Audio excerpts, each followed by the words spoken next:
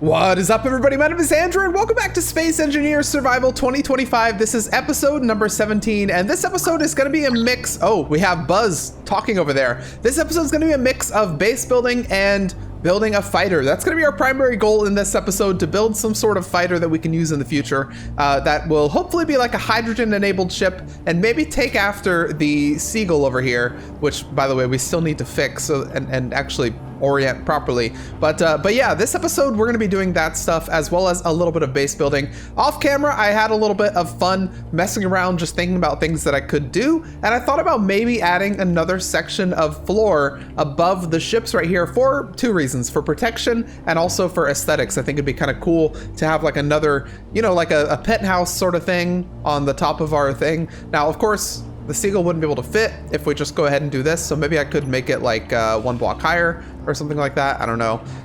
But I was just kind of playing around with it, thinking about, you know, what if we did this? And maybe we'll try to do something with that. I don't know. What are you? Ember transport carrier. Well, we're going to be building a fighter in this episode, so maybe, you know, once we have that, we'll be able to go after stuff like that. I guess we could always go after them with the kangaroo, but I don't know, it's clunky. Okay, anyways, let's get to a couple things first. So first things first, based on the suggestions from last video, I added a new mod to the game, and that is the build colors mod. So let me hold OK real quick to remove that. The build colors mod is basically a color palette generating mod that generates color palettes. So we have our standard colors right here. These are the colors. Last episode I was talking about how we might try to use the standard colors, but what if there are colors that I need that aren't here, like a brown or a purple or an orange or anything like that? Well, we could potentially use the color palettes mod. So this could actually generate colors for you. Like that. It generates all these color palettes right here, and you can save them as a color palette that you want to use. You can generate them like as complementary colors, which is kind of neat. It gives you a bunch of options, which is really cool if you want to have a couple different shades of one color and then the complementary colors down there. You have a couple of presets, like we have pastels.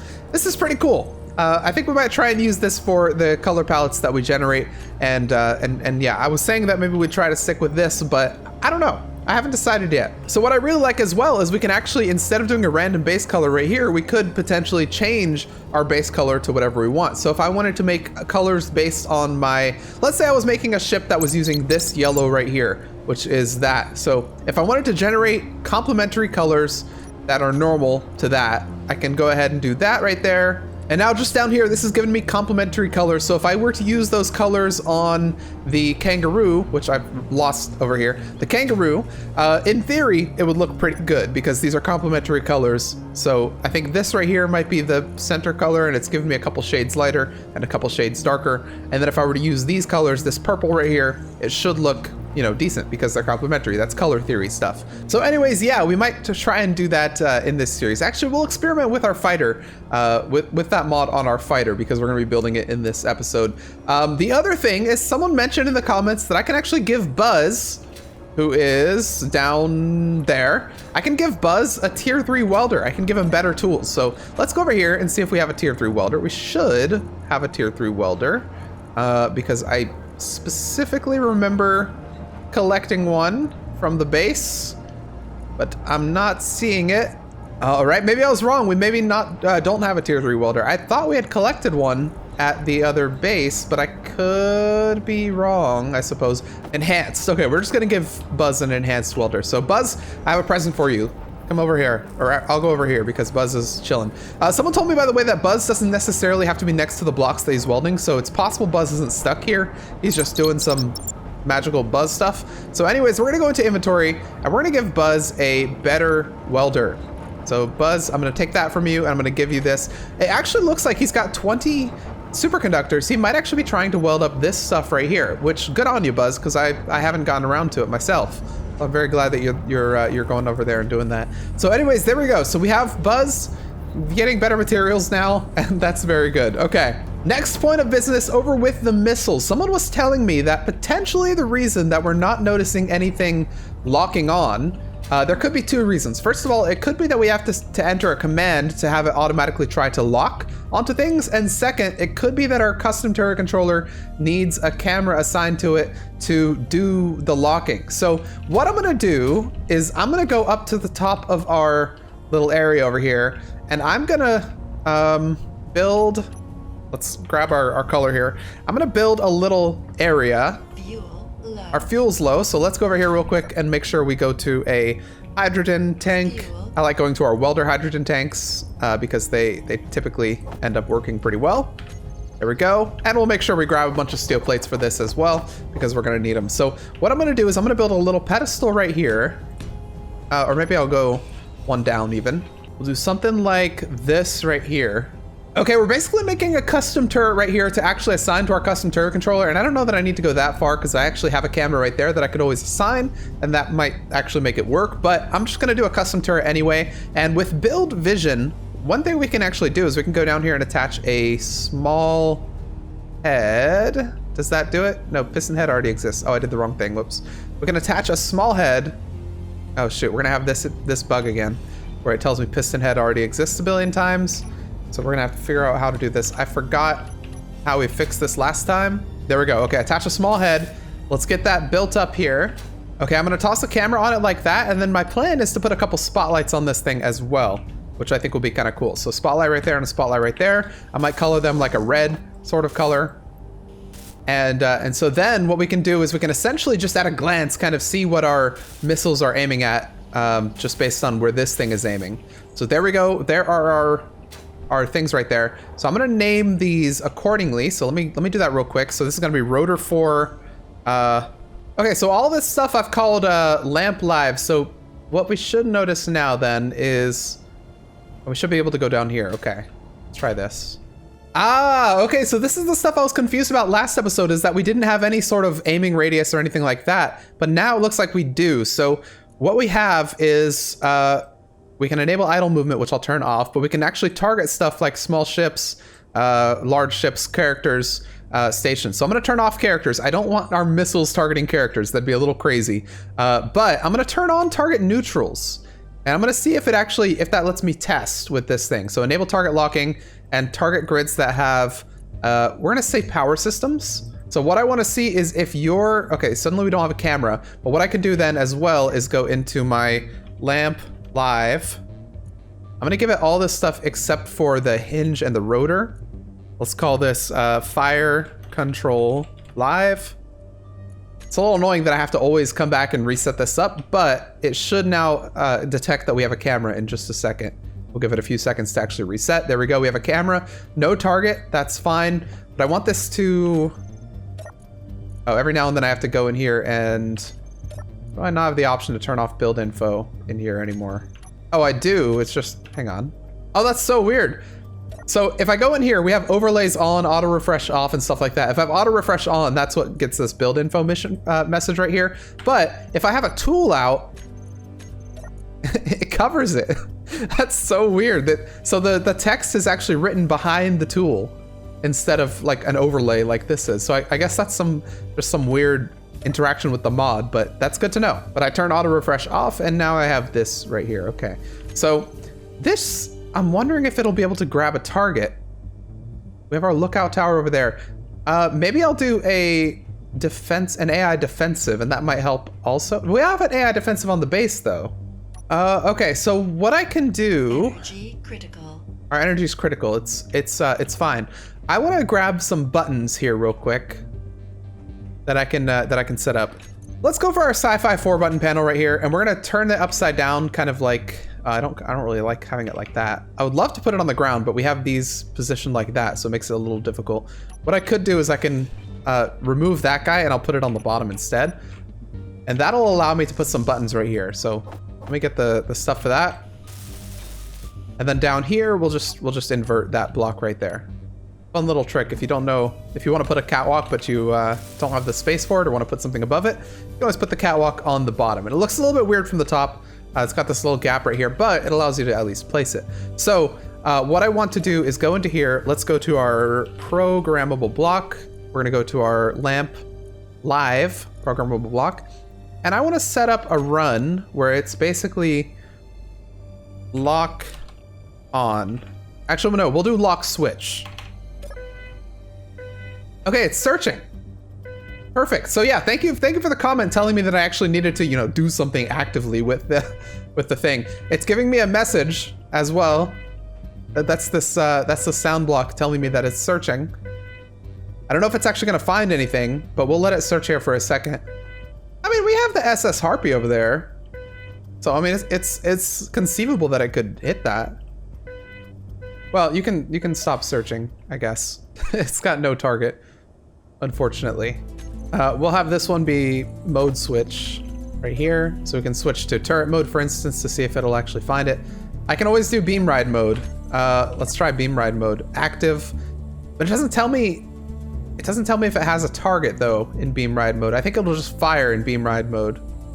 Beam ride, I'm not sure exactly how it works. I think it might try and follow the antenna's point though, because if I look at the antenna would be pointing down there, which is kind of where it aimed. So I don't know. We're still figuring out this mod, everybody. But we're gonna turn it back to camera, and if something tries to attack us, we'll come back here and we will we'll try and use this. So anyway, yeah, we're gonna let this be as it is, and let's move on. Hopefully something attacks us and we can give it a test. All right, I've gone ahead and retrofitted the bee here. I'll only retrofitted it with some colors and the antenna name, and we're just gonna go ahead and blueprint that as well. So it's gonna be called the Missile Bee Mark 1. Let's go ahead and rename that so that this is removed. Should be fine. It already exists. Let's go ahead and replace it. That's fine. So we now have the Missile Bee Mark 1, and I'm gonna make sure that this connects again. Now let's see if I can make this a little bit easier. I'm trying to put the bee on all these things right here. So I'm gonna try and copy the settings over from one of them to the other. Paste. Well, it didn't quite do it, but anyway, okay, we'll just go forward offset right there. We'll go vertical offset right there, horizontal offset right there, and then vertical offset one more. So vertical offset has to be 2, and then we're looking for a -2, 2, -1, and we'll keep projection on that. So -2, 2, -1 from the bottom. -2, 2, and then -1, and then keep projection. There we go. Okay, so we have 4 bees set up. I'm gonna keep it only like this for now. We're only gonna deal with 4. We have the capacity for 4 more if we want them, but we need to make sure that these actually work still. So let's go ahead and turn these on, and let's make sure they weld up all of our bees. And we'll make sure that our bees also configure themselves properly. This is in the wrong position. Hang on, guys. Hang on, chill. Whoops. Oh man. Okay, you need to go forward 1. All right, there we go. I had to move these out 1 more block, which means I had to delete everything that was already built, but now these should properly build. So let's make sure that they do, and give it a second. Yeah, it looks like we're actually getting a nice thing built up. Perfect. So we'll have 4 bees that we can use, and when we click fire, it should indiscriminately fire, you know, one of these. And if we set auto fire up, it'll auto fire, you know, one of these, and then 1 second later, it'll fire the next one and the next one, and that's all configurable, which is really nice. But so now if I go here and check these out, it says no block group named Missile Live 1 found. The problem that I think is gonna happen is that they're all merged onto this grid. So are we gonna have an issue where they're all named the same thing? That's the question. Missile Live, missile number 1. I wanted to auto configure the missile name. But the problem is that I think it might think that these are all the same missile because they're all named Missile 1. So you know what? We're not gonna care about that for now. And if that becomes a problem, then that'll be a problem. Let me see real quick. That thing is 3.96 away, so let me try and lock and see if it can actually find it. Okay, it didn't find it, but let me try putting an explicit camera on the base instead of the one that we're using that's on the turret controller. So let me put a camera up here. Okay, so now if I do one of these, maybe it'll search for it and find it. I really don't know. We're just gonna give it a second, see if it does find that. That's 4.07 kilometers away, so it's kind of at the max range there, but I'm just hoping that it finds it so we can give this thing a test, because we haven't been able to test our bees yet. Yeah, I don't know. I don't know how to find it at max range. It seems like it goes up to 5 kilometers, but we haven't been able to actually lock anything that's anywhere close to that. So, you know, I guess in the future we'll figure out if we can use these things. For now, I'm pretty glad that we have all the bees set up, or at least 4 bees ready to fly. Okay, let's move on to our next thing, which is going to be the fighter. So over here, I want to create a fighter ship. So the fighter ship, I think I want to design kind of based on the Seagull over here, because I really do like the look. So before we do the fighter ship, I guess let's real quick fix up the Seagull, because it's been sitting here for long enough. So let's go ahead and put that right there. I don't remember exactly what was on the Seagull as well, what we might be missing. The Seagull, of course, had another one of those right there. So let's get that built up. And then it had something right here. I think this block. All right, I think at this point we should at least be able to switch it to the other side. So let's go ahead and turn on our battery. Let's go ahead and let's turn on our thrusters. Let's unlock this. We're gonna go forward and turn this thing if we can. So there we go. We'll get this connection in place. Perfect. And then we're gonna go ahead and I need to actually bring the connector. Number 8, there we go. Turn those guys off. Make sure our battery's recharging. And perfect. Okay, the Seagull now is in its rightful position. There's the Gatling gun that was missing. All right, there is the patched together Seagull right here, back in its former glory, missing still a camera right there, and missing maybe some lights here and there, but it's the Seagull. So we're gonna but we're gonna use a similar design to this, I think, for our fighter, and we're gonna hopefully come out with a pretty decent thing. Maybe I think we'll use the same cockpit, because I do kind of like this one. Is there any benefit to using the fighter cockpit over that cockpit? So the fighter cockpit, I'm looking at bulletproof glass. It has 40 bulletproof glass versus the flush cockpit, which also has 40. So it seems like there might not be any real benefit to using the fighter cockpit. I thought maybe it'd have a little bit more health, but it doesn't look like it does. Trade administration is letting us know something, so we could always go there and get some stuff. But what we're gonna do is we're gonna build up that fighter ship over here in this one right here. So let's start with the landing gear, as we always do, and let's make sure to put that right there. Perfect. And we're gonna try and position our connector right over this, like we have done in the past. So let's go up a couple right there, bring our connector out right there, and I think we're just gonna remove one and then throw our connector on here. So no, we don't want a small connector. We would like a large inset connector right there. And we're just gonna start with that, just so that we have it, because I always wait till the last minute for those things and end up forgetting to put them in, as we see with the frog ship that's down here. Right there, yeah. The connector was kind of an afterthought for this guy. But anyway, yeah, let's build this fighter ship up. It's gonna be a fun one. So a hydrogen-enabled ship is gonna be a bit of a doozy, for sure. Let's go down here real quick and actually connect like this, so we have the full reign of the ship to work with. So hydrogen means we want to have some sort of hydrogen tanks, which means, I mean, we could do a bunch of smalls. This worked pretty well with getting the larges. The larges are kind of all the way back here. We could do something like that for a fighter, but that would end up being quite a large fighter, wouldn't it? If I did that, what we want is, we definitely want some O2H2 generators. So let's get a couple of those built up right here. So we do something like this. Let's throw these here just temporarily so I can throw my O2H2 generators. So we do something like that and something like that for our O2H2s. And then we could connect them right down the middle like so. We could do it like this, where we have our O2H2 and then a back-to-back O2H2 like so, leaving a little gap on the bottom for some armor. And then this could potentially lead into our hydrogen tanks. We could do like this. This makes for quite a large ship, but I don't know if I mind it. So that would be kind of the profile of our ship, just with the hydrogen tanks right there. And we can kind of work based off that. Since the hydrogen tanks are back there, we could do a big wing on the side, kind of bringing the profile back like that, which would make it end up looking a little bit like the Seagull. So we'll need some batteries, of course. So let's do them right up here, I suppose. Do a battery right there and a battery right there. Fuel's low. We gotta go make sure that we charge up. Oh shoot, we managed to destroy one of these. Whoops. I was wondering why I wasn't able to connect to that. That was weird. There we go. Hydrogen tanks, fill those up, and also fill up my my power while we're at it. Okay, so I kind of like this where we have the batteries right there on the wing as well. I like this design so far.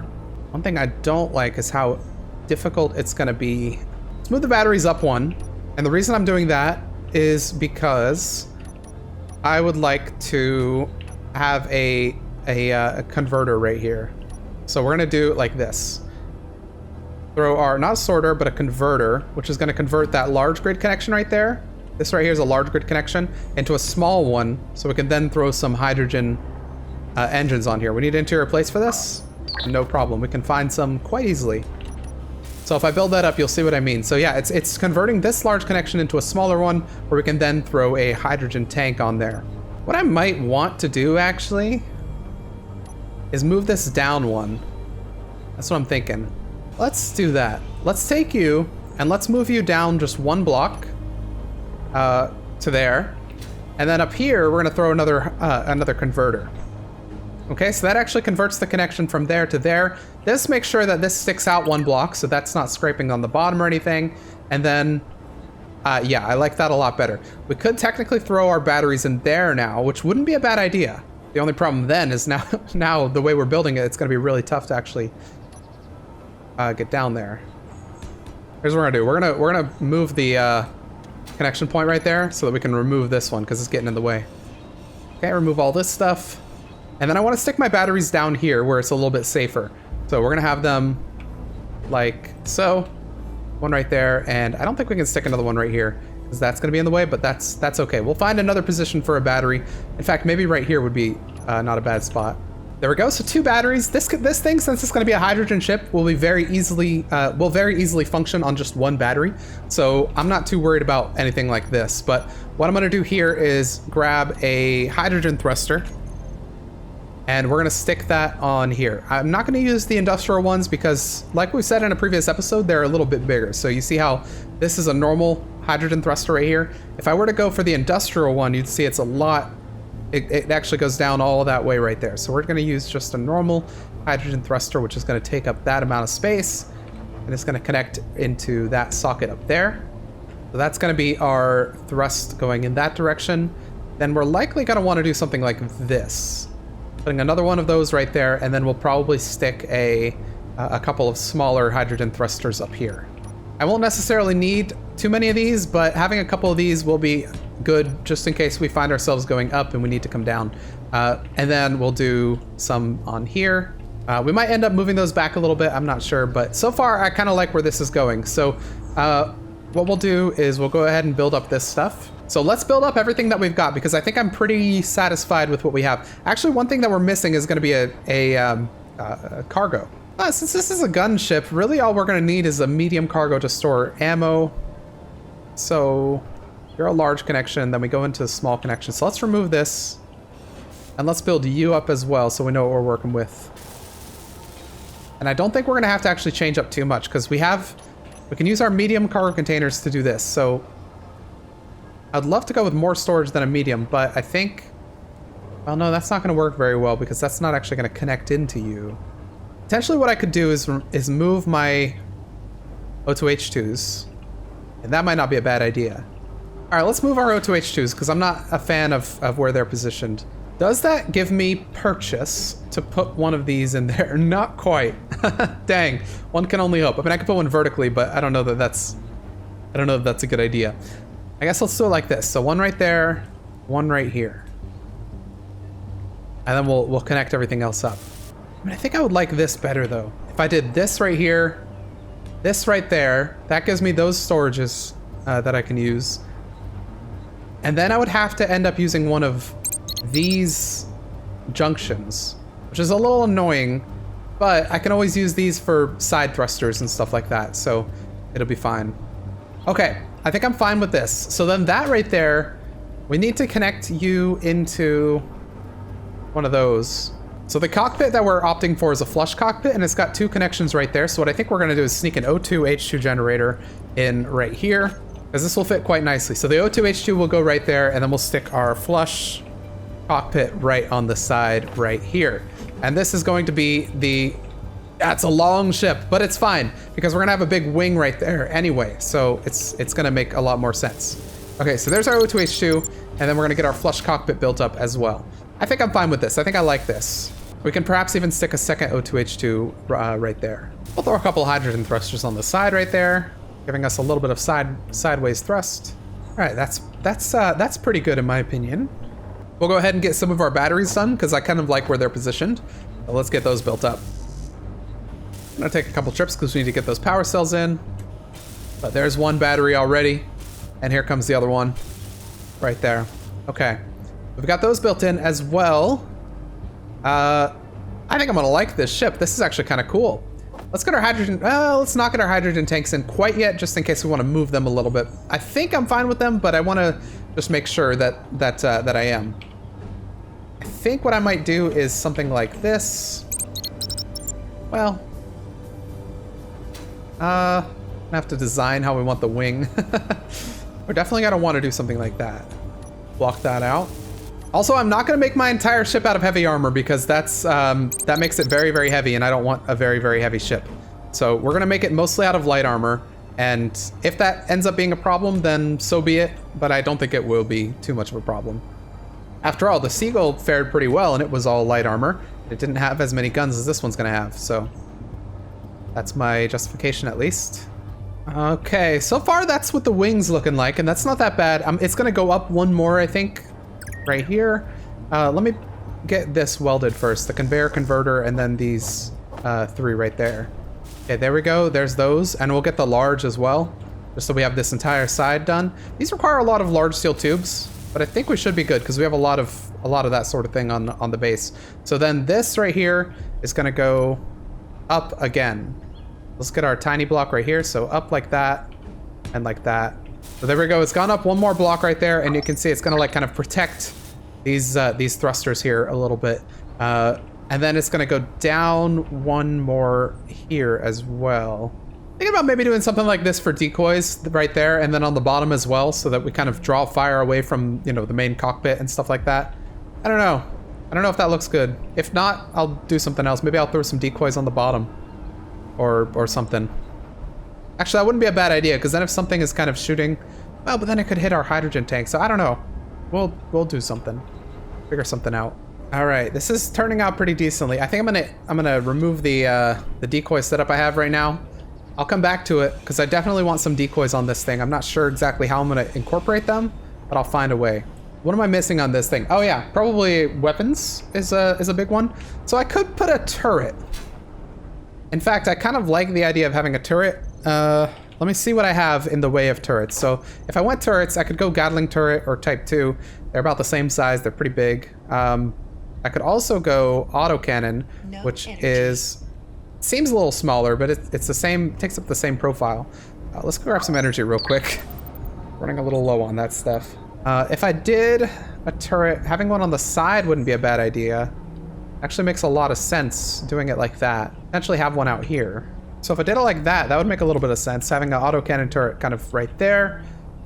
It makes the ship very wide, but yeah, that definitely makes the ship very wide, but I think I don't mind it. And could do one of those right there as well. So that would give us 3 turrets on this thing, which would look pretty good. Man, this ship is taking a second to build, but it's looking good. I kind of like the profile that we've got going on here. We need still weapons. We've got the turrets, but we need our custom weapons also. So what I think I'm gonna do is I'm gonna skip a block right here for our weapons. We're gonna go out one with a straight block. So we'll go like this, one right there, and then we'll have our autocannon. And I think I do like having autocannons for this thing. So we'll do one autocannon right there, and then I'd like to do a second one kind of back here somewhere, but I don't know how I'm gonna end up making that connection. Do I have any blocks that I can work with? I think that you're connecting to anything. So what I could do is remove you. Let's make sure I have this connection here right here though, so that when I remove that, nothing falls apart. I'm just gonna remove this guy and replace it in a different orientation, like that. Okay, that should allow me to do it like this now. One right there and one right there. So we've got our turrets. They're in a very different spot, but that's gonna be good. Get those built up. Perfect. Okay, there's our autocannons. No, not like this. No! Okay, we're in luck. We didn't lose much. A little bit of progress was lost, but that's okay. All right, we got to build a wing. So let's build the other side. I wish we had symmetry mode, but it's okay because the wing's pretty easy to build once once you get going. I'll show you how quick it is.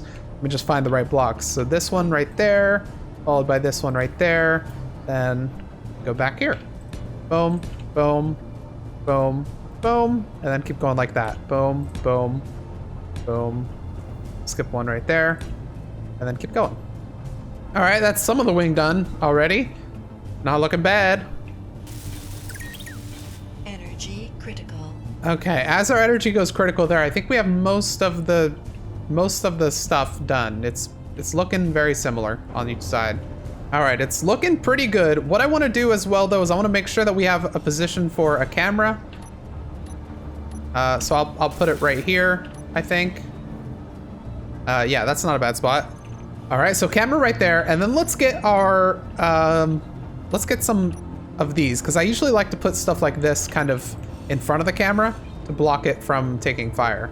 There we go. There's my little camera module. So we've got our seat right there, and then we've got our camera module right up top right here, which means we should always have a pretty decent camera above that's kind of defended by these blocks here. Ideally, having a second camera module on the bottom, for instance, would be good, or having one on the side would be good, but for now it's fine. Actually, I think I might put one on the side right here. All right, here we go. We now have 3 different cameras. So we've got a camera on the top right here, which is protected, a camera on the side, which is protected, and another camera on the side, which is protected as well. So 3 pretty decent cameras on this ship right here. So that's not bad. Other things we're gonna need, I'm gonna throw an event controller on here because I think I'm gonna need it for the connection. I'd like to go ahead and automate the connection like I did for this ship right here to make it a little bit easier. So let's throw one of those, and we'll throw that right there. Yeah, right there. Then for timer blocks, I'm gonna go ahead and throw 1 timer block for the connected and 1 timer block for the disconnected sequence. Now, I got a lot of comments from people asking why I use timer blocks for the connected and disconnected sequence when I can technically do everything inside the event controller, and I'll show you why here. So let's go to control panel, event controller. So if I look in the event controller, and I go to select actions, you can see that we have 1 and 2, we have 2 slots basically. So 1 slot for if your event is true and 1 slot for if your event is false. It'll trigger those accordingly. So you can also do control 1, 2, 3, 4, 5 to go through different sections of the toolbar. So control 1 is the first, it's just like your inventory, right? You go to different sections. So if I wanted my autocannon here to shoot on right there, and I wanted my my camera to, I don't know, toggle block off right there, I could have them both happen on the true event just by putting them in different sections like that. So that's how you could use your event controller to do all the events that you need, up to 9 of them. And so that had some people saying, why do I want a separate timer block if I have the event controller and I can do all this in the event controller? Well, the reason is because I don't want to have to scroll through all these things to see what my event controller is doing. It makes it very difficult for me to troubleshoot things if something goes wrong, or, you know, look at a glance at what's happening. I would much prefer to go into a timer block right here and check the actions right there. So I can see all the items right here. And if there's more, I could see them on the next list with the control 1, 2, 3, 4, 5. I can see all my items at a glance of what's happening. This is like if you're a programmer, and I know a lot of you might not be, but if you are a programmer, you can technically put all your code in one method. So you can have all your code written in one big block of code, or you can separate it into functions where you basically have, you know, you call this function, which does a subset of code, and that set of code is doing one specific thing. So if you ever need to troubleshoot something, you can very easily see, okay, this section of code is doing this section of code is doing that. It's very similar to why I use timer blocks with my event controller. So my event controller, all it's responsible for doing is calling connected or disconnected, and then those I can troubleshoot accordingly to see exactly at a glance, you know, what's connected doing, what's disconnected doing. So yeah, that's a very long-winded answer to why I use timer blocks in conjunction with my event controller, even though I don't necessarily need to. So yeah, we have those set up. Perfect. We're gonna want an antenna.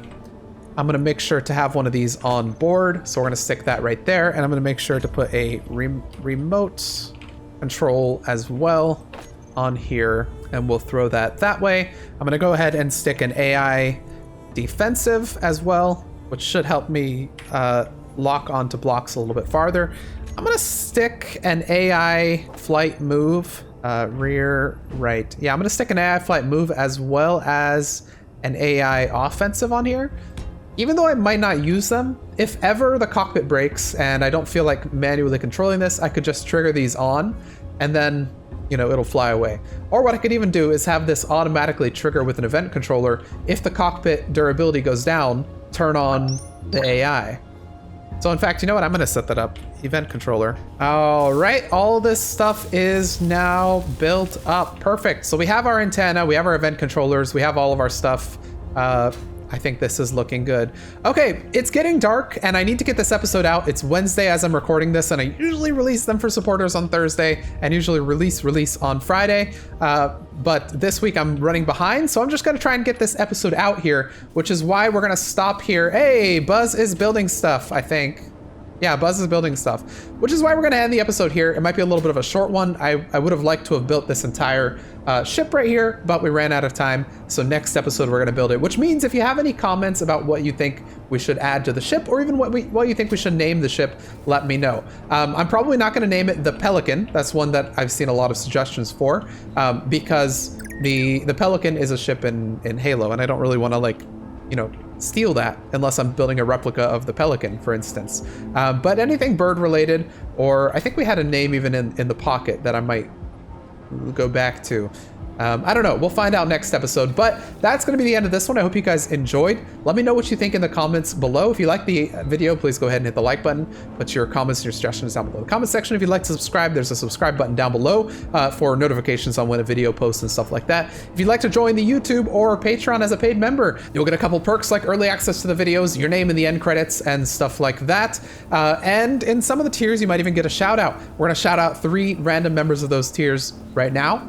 And those members are Iron Helix, Queen Danny, and Silent Contender. Thank you for your support, and thank you everybody who's watching this video for your support as well. And with that, I will see you all in the next episode of Space Engineers Survival.